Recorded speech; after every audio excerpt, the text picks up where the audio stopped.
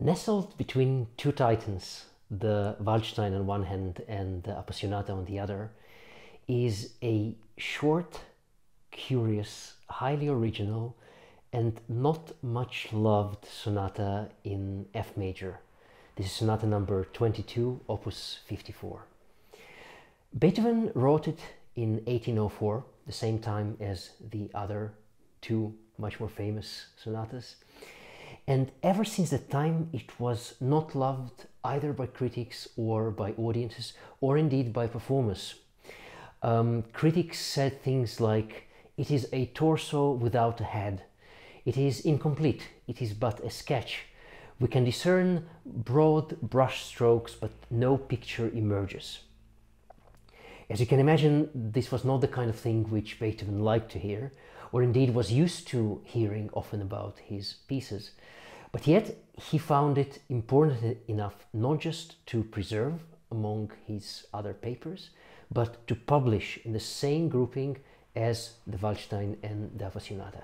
And I think it's also for us, the performers, and for the listeners, to show this small sonata more love and perhaps more attention, as much as we give its much more famous siblings. Interestingly, this was the first attempt by mature Beethoven to write a sonata in two movements. We have the two short sonatas, opus 49, which are also in two movements, but these are almost certainly not meant for publication, whereas this was. A two-movement sonata was a form much loved by Haydn. We have several sonatas like that. And in Beethoven's hands, later on, it would acquire an increasingly poetic meaning in the sonata number 24, F sharp major, then in the sonata opus 90, number 27, and finally and most gloriously in his last sonata, opus 111, the sonata number 32. But this sonata does not yet perhaps give us an inkling of the glorious poetic heights which Beethoven will achieve with this form later on. This is just an interesting idea, exploration of form. One interesting side is that the first movement is already sort of two movements in one, or at least it is a clash of two completely different and unrelated musical worlds. It starts with a stately minuet.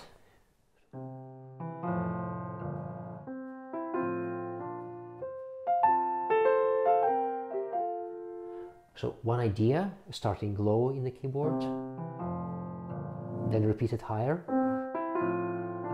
and higher still. And this approach continues. He starts low, climbs up, and higher still.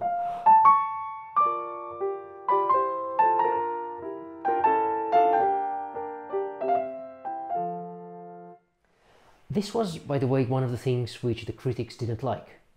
They said, the sonata starts and then it stops, and starts and stops again, and so it is repeated and repeated. Perhaps, but there is something very elegant in this progression.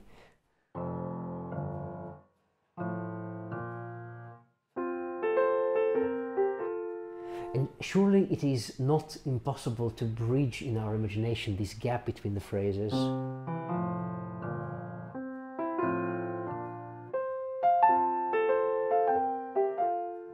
If anything, I would argue that there is a feeling of striving, of something incomplete at first, which wants to get resolved.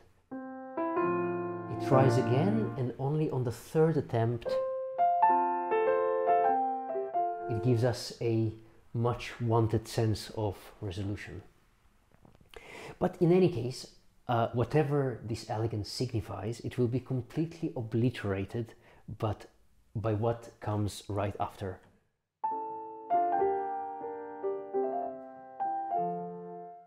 Sempre forte e staccato.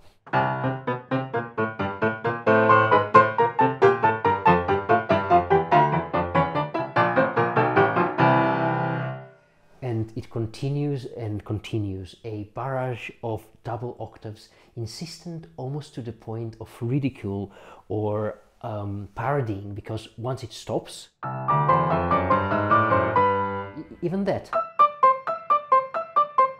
repeating again and again.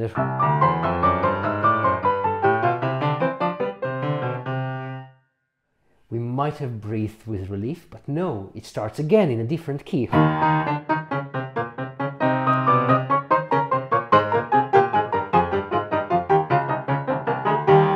And it goes and continues, and then he takes a little motive and repeats it again and again in different keys.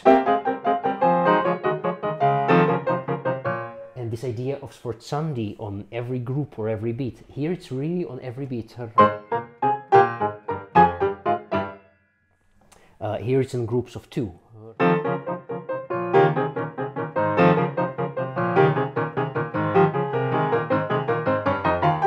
And again of groups of 1.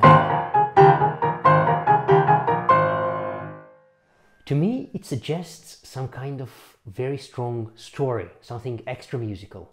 We had the elegance of the minuet, some kind of ball going on perhaps, and then there's a party crasher. But I don't know who this or what this party crasher is. We have no indication from Beethoven, and thus it is a question left open to our imaginations. This passage of double octaves is almost twice as long as the opening passage of the minuet. So the balance of powers at first is that the loud passage is overpowering the minuet.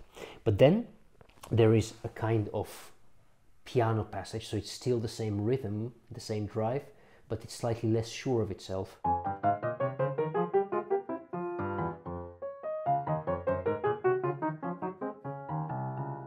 It really hesitates.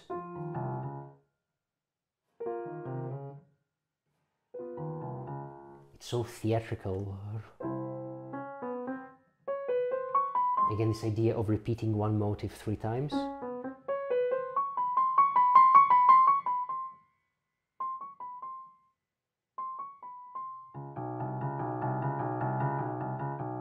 This is also almost ludicrous, one would say. He repeats this 1, 2, 3, 4, 5, 6, 7, 8, 9, 10, 11, 12, 13 times before there's a small change.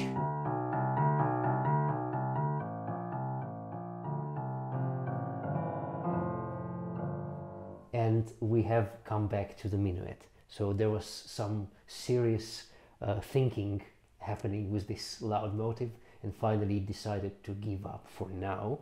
And we have the minuet again, which is repeated in full and even with extra variations.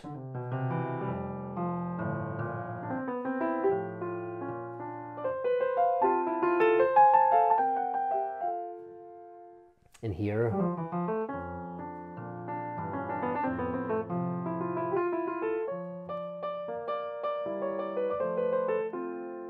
So getting a little bit more ornamented. And then after it finishes for the second time, our friend, the double octave passage, comes back.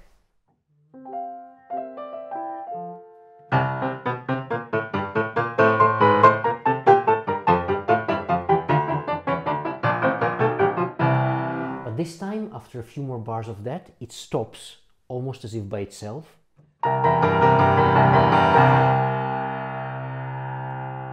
And where now? Back to the minuet. This time with a beautiful, slightly painful harmony. This color comes from just one note, this D flat, instead of, this is our usual one. And this juxtaposition of the D natural and the D flat is exactly what happened here. We had the D flat many times, and then it went to D natural.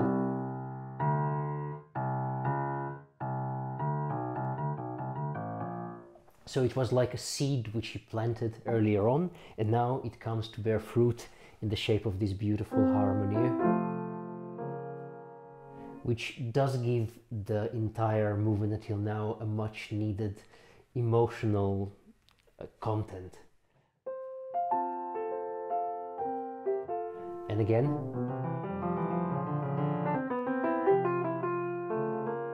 this is beautiful.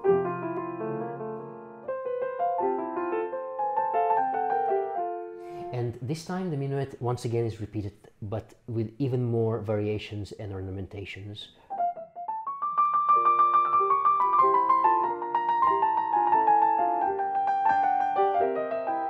And even more.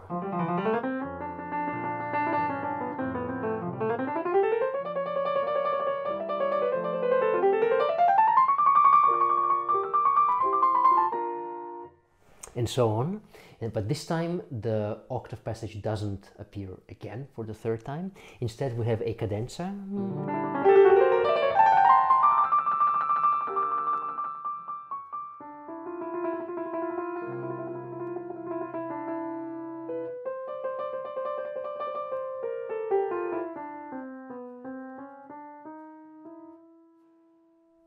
And here in the coda the two elements come together. But again, notice the balance of power. The octave passage here is only represented by the pulse of the triplets. Here becomes. But the melodic content is definitely from the minuet.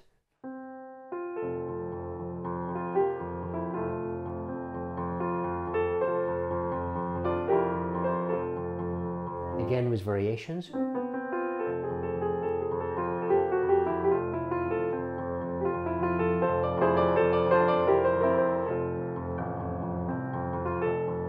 The opening motive, again 3 times. And then a final or almost pre-final, very painful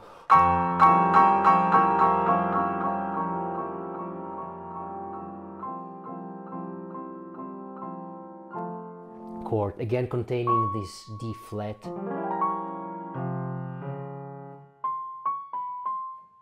And the final chords.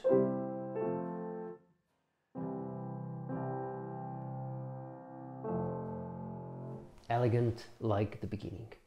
So the storyline, whatever it is, we have element A, the elegant minuet, perhaps a ball going on, then the party crasher, loud and boisterous, being somehow convinced to step aside, the minuet comes back, the party crasher interrupts once again, but it is confused, doesn't quite know what to do, it's a much shorter passage. Then the minuet comes forth with a super ornamented version, and finally after a cadenza the element of the triplets, which is the only thing which remains from the loud bits, is now supporting the minuet instead of trying to overwhelm it.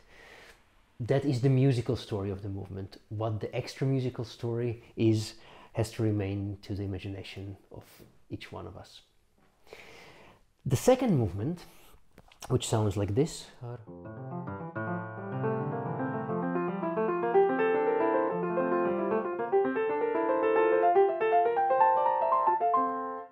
is a perpetuum mobile in gently flowing semiquavers.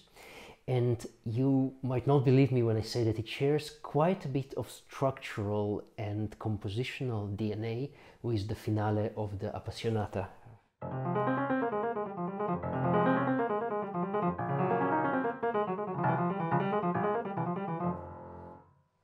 And the DNA is not at all in the content, but really only in the form. The idea that both finales are written completely from beginning till end with semiquavers that never stop once throughout the movement. In the Appassionata it's a bit more complex because there we have moments of stillness before the flow is resumed, but the vast majority of the movement has this flow of quavers, of semiquavers, sorry.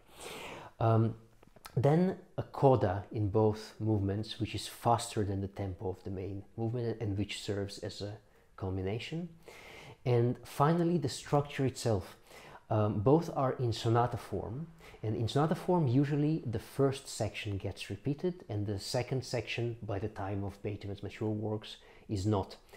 And yet here and in the Appassionata, he insists on a repeat of the second half as well, which is unusual, unexpected. By the time we get to the end of the reprise, we have passed through a lot, and it feels almost unsettling to go back to the beginning of the development as if we have not passed through these lands yet. So these are the similarities, but of course the difference between the two movements in terms of content overweighs any similarities in form. This is a movement which is calm, even slightly humorous in places. The coda, when it comes, is a triumphant and joyous culmination of this F major build-up. The Appassionata's finale is one of the darkest, most dramatic, most intense, most on the edge of your seat movements Beethoven has ever written, and the coda, when it comes in the end, is the final rush deathwards, to use the very memorable phrase of the British musicologist Tovey. So in terms of what content he poured into these two quite similar forms, the end result couldn't have been more different from these two movements. And yet, simply from musical analysis, these two movements, written very close to each other, are very close to each other indeed. Just to show a few little elements here, we have two voices. And then he immediately, and this is an element which will recur throughout the movement, he would like to start with the second voice, but then the second voice will clash with this note. So with the first voice, he moves aside as quickly as he can.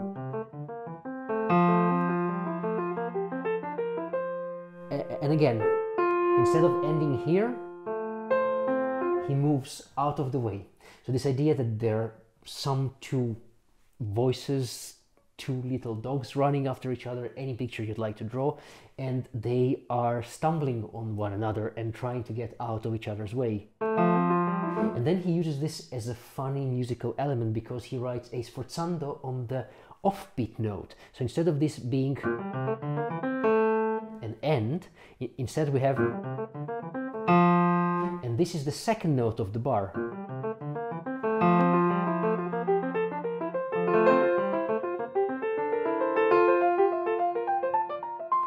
Then we have a passage which is very reminiscent of Pachelbel's canon, because of the sequence, which he will once again explore in this movement. And then we have a little closure to this section where the idea that the voices move out of each other's way is reversed. This time the left hand jumps onto the right.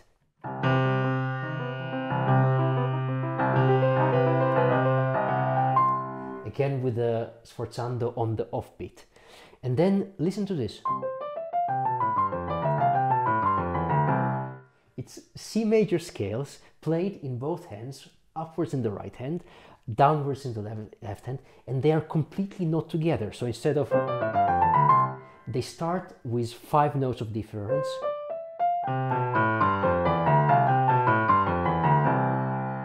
which creates a series of dissonances.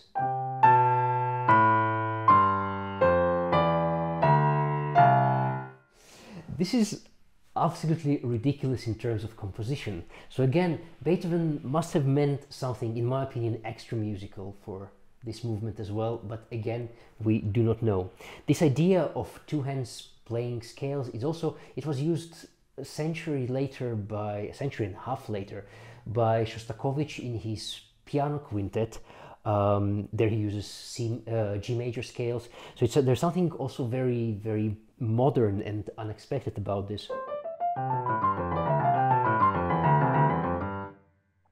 But for Beethoven this is just a passing element which does not recur.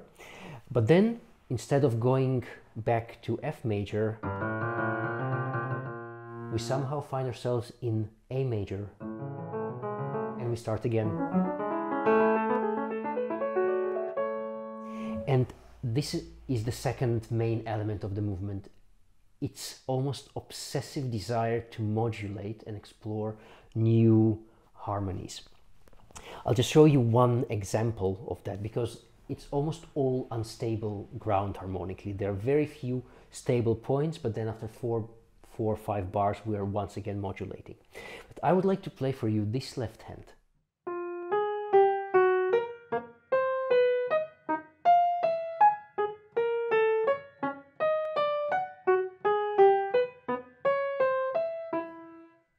If I had played it on its own, would you ever have believed that this comes from Beethoven? This could have been Bartók or Ligeti.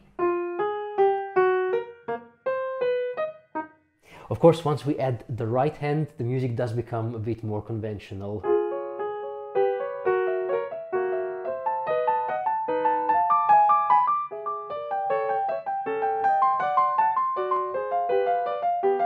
Though still extremely modulatory, but just this left hand on its own is, I find it extremely cool. And then, as I said, we reach the end of the movement, as it were.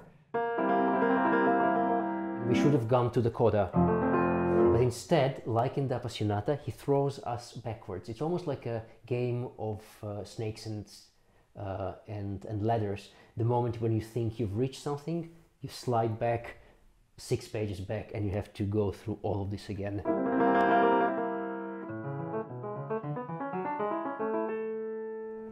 And then only the second time, once he finishes this entire passage, we get to the coda.